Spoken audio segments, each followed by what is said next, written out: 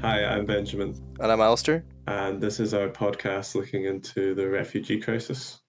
Over the last couple of years, there's been a large increase in the amount of refugees around the world, and a lot of countries have been feeling the effects of this. As of 2022, there have been 103 million people forcibly displaced around the world, according to the UN Refugee Agency. Although this is just an estimate, 72% of these refugees come from just 5 countries, those being Syria, Venezuela, Ukraine, Afghanistan, and South Sudan. Well, there's much debate around the effects of increased numbers of refugees on the various countries that they go to. I feel like there hasn't been enough good insight and enough attention drawn to the personal experiences of the refugees themselves. We were lucky enough to be joined by Magdalena, who is a Ukrainian refugee, and we had a very interesting conversation about her personal experience, and we hope that you find it interesting too. Could you introduce yourself? Hello, my name is Magdalina Kosenko, and I'm from Kiev. So, just to go right into it, how has Kiev been impacted, and how's your life there been impacted? Well, Kiev is the capital of Ukraine, so it was a big target. And from the first days, we basically woke up from the missile shooting. And though it's a big city, we still have quite a lot of damage happened there. And in the autumn, there was quite a lot of problems with power systems caused by the shootings. So that was one of the biggest targets.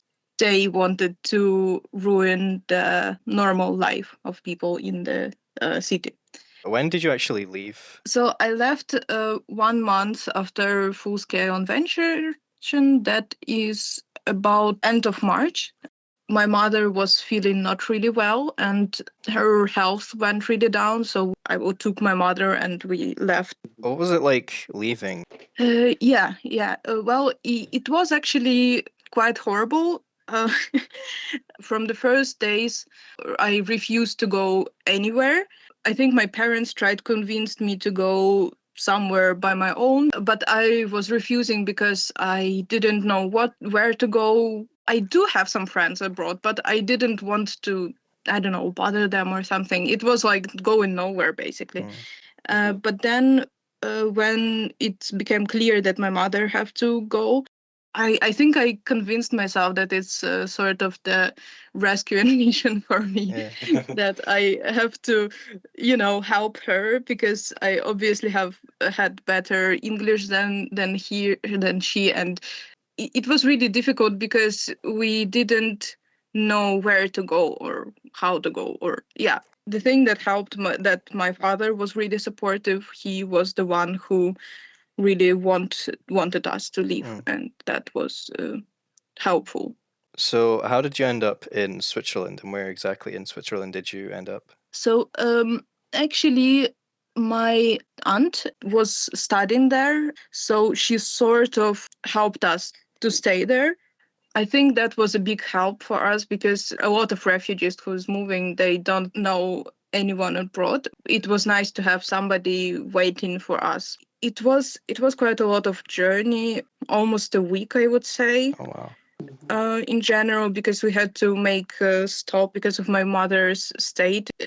So we ended up on the border of Switzerland. So that is the city Basel. It is basically stays on the 3 borders between Germany, France, and Switzerland. And we were living in a small village near this city. Do you have any opinions on how the government or authorities in Switzerland handled refugees like yourself? I think they did a quite good job. Like, nobody really was prepared for that. And I think in the case of Switzerland, they weren't involved in any political conflicts for the few last centuries. So that was really big thing for us that they opened their borders for the people. I would say they were handling it quite well. They had a system and it was quite clear what to do and where to go.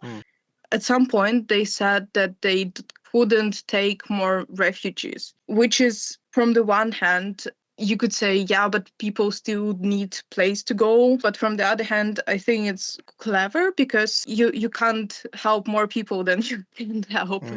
There is some resources that country has to share also with their own people. And I guess compared to Poland or even Germany, they were overfilled with people. I think they had more problems with resources and stuff like that. Aye. What was your sort of experience like with the locals in Switzerland? It was interesting, but I could say it was really difficult because we have really, really different lifestyles and mindset. Yeah. Mindset. And actually, none of us are speaking German, That's which true. is one of the languages in Switzerland. So I think what I'm trying to say, there is big problems with the language and new people and new things, but also there is some small things that you don't understand, which just makes you feel odd, and that is even more weirder. But actually, locals was really nice. The people were really open, and they were happy to share, to introduce to stuff that you don't know. And it was nice that people were really open to meet us and to help us. I think the thing was really difficult for me at some point, that I understood that people wasn't really interested in my story or something. They were happy to help live in this place and be a part of this place, but they, wasn't weren't asking some questions, or they weren't really interesting about about war and about stuff that we went through. I understand it because it is far away from them and that's is not their concern, but still there was really a lot of things that was misunderstood or even influenced from the Russian propaganda. I was really surprised how bad actually the understanding of people of the whole situation in general was really really bad. We hope you found that as interesting as we did. Magdalena's experience is representative of many refugees. They don't want to leave but are given little choice. The least people in the countries refugees go to can do is be as welcoming as possible.